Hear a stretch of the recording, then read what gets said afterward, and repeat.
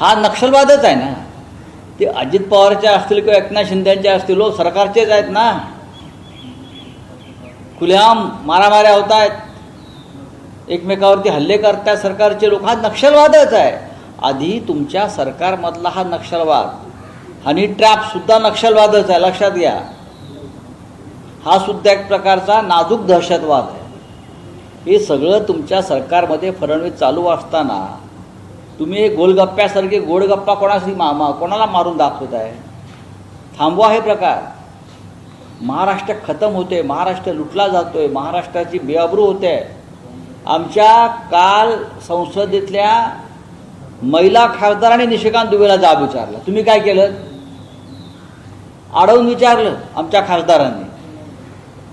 तुमच्यात हिंमत आहे का हे करण्याची? कोकाट्यांसारख्या मंत्र्यांना आणि हनी ट्रॅपमध्ये अडकलेल्या मंत्र्यांना तुम्ही तुमच्यामध्ये काढण्याची हिंमत नाही आहे सरकारमधून. अजून तुमचे पाय लटपटत आहेत. तुम्ही धमक्या कोणाला देताय रोज उठून? हे प्रकार राज्याच्या मुख्यमंत्र्यांनी थांबवायला पाहिजे आणि राज्य गांभीर्यानं चालवायचा प्रयत्न केला पाहिजे. इतकंच मी त्यांना सांगेन. ते दिल्लीत येतील, मोदींना भेटतील, ते कोणते अमित शहाना भेटतील, ते त्यांचा प्रश्न आहे. तो महाराष्ट्रावरती इथून बोला आणि खरं बोला. दिल्लीत येऊन खोटं बोलू नका. ते खोटं बोलत आहेत. त्यांना खोटं बोलण्याचा आजार जडला आहे आणि विस्मरणाचाही आजार जडलेला आहे.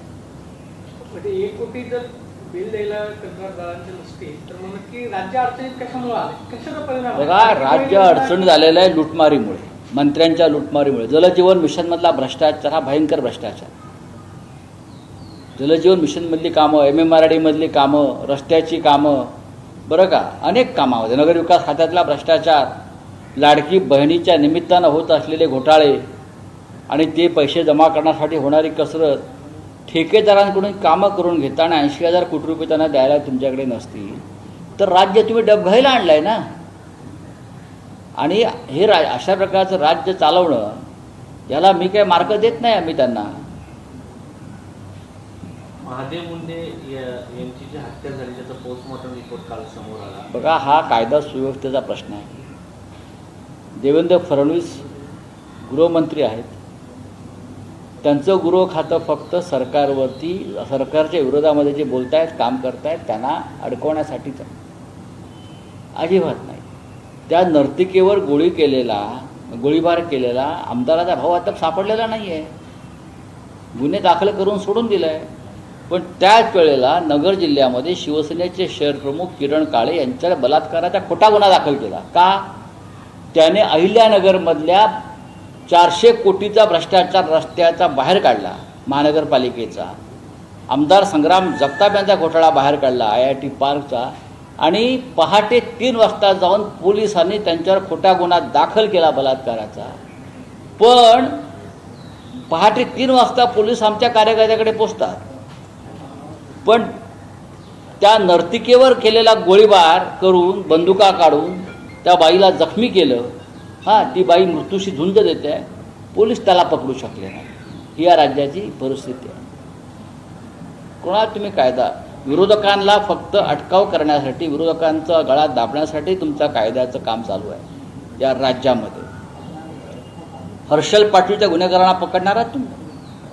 आत्महत्या आहे, हा खून आहे म्हणतो मी. हा सरकारनं केलेला खून आहे. सरकारकडे जर पैसे नसतील मग कामं देत आहे कशाला? 1,40,00,000 नसतील तर तुम्ही कामं काढताय कशाला? मंत्र्यांना कमिशन खाण्यासाठी. सगळे मंत्री कमिशनखोर आहे. 4 मंत्री हनी ट्रॅपमध्ये अडकलेले आहेत. वारंवार आम्ही सांगतो, देवेंद्र फडणवीस यांच्याकडे सगळे पुरावे आहेत, CD आणि पेन ड्राईव्ह सह सगळे पुरावे आहेत. तरी हे महाशय गप्प का बसले आहेत? काय त्यांचा काय कुठे हात अडकला का त्याच्यामध्ये? का गप्प बसले आहेत? बताइए, कारण काय आहे? गप्प काय आहे? नुसतं चेहऱ्यावरती खोटं हास्य घेऊन फिरताना भाषणं करताय. काय तुम्ही त्या गडचिरोलीला स्टील सिटी करताय, उत्तम, पण महाराष्ट्र पोकळ होतोय बघा ना. महाराष्ट्र पोकळ झाला आहे हो पूर्णपणे तुमच्या या कारभारामुळे. कशाची भीती आहे हनी ट्रॅपमध्ये? म्हणजे तुम्ही म्हणताय की त्यांचीच माणसं अडकली आहेत ना. भीती अशी आहे की त्यांचीच माणसं अडकलेली आहेत जवळची. त्यांचे सगळे संकट मोचक त्यात अडकलेले आहेत. म्हणजे तुम्हाला मी गरीब ते- महाजन म्हणायचं? मी कोणाचं नाव घेत नाही आहे. त्यांचेच लोक अडकले आहेत. आणि मी 4 मंत्र्यांची नावं घेतो आहे, सांगतो आहे, पण इतर अनेक जण आहेत त्यांचेच लोक, त्यांच्याच जवळचे लोक आहेत. अख्खा भाजपचा गोतावळा त्याच्यामध्ये अडकलेला आहे. याचं मी काल स्पष्टपणे सांगितलं. आमचे 4 खासदार हनी ट्रॅपमध्ये यांनी अडकवले होते आणि ते सोडून गेले. आमचे 4 तरुण खासदार, बरं का, एकदम शक्तिमान खासदार त्याला समजणारे, हे हनी ट्रॅपमध्ये ह्या लोकांनी अडकवले व्यवस्थित आणि त्यांना शिवसेना सोडायला भाग पाडलं. काही आमचे आमदार त्यात अडकवले. ठीक आहे, आता तुमचं बोला, तुम्ही कुणाला वाचवताय? हां, तुम्ही असं म्हणालात की दाढी टाकण्यात आलाय, त्याच्या काय मध्ये मिळालंय का? 100% मिळालेलं आहे.